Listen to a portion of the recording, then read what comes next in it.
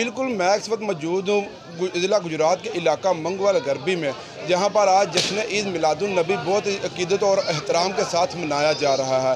इस वक्त मैं आपको बताता चलूँ कि आज बज़्म हिज़्ब रसूल मोहल्ला में 270 पाउंड का केक भी काटा जाएगा। इस वक्त मेरे साथ जो है कमेटी के एक मेंबर भी मौजूद आई है, उनसे जानते हैं कि उन्होंने कैसा इंतज़ाम किया है। जी बिस्मिल्लाहिर्रहमानिर्रहीम जी।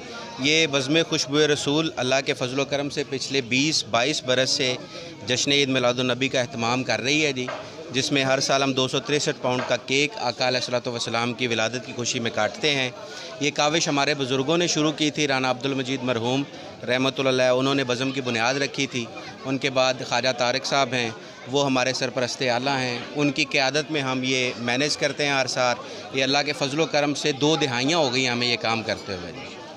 जी, आपने सुना कि उनका कहना था कि हम ये 20-22 साल से जो है वो जश्न ईद मिलादुन नबी के हवाले से यहाँ पर 263 पाउंड का पहले केक काटते हैं, अब 270 पाउंड का जो है वो केक काटा जाएगा।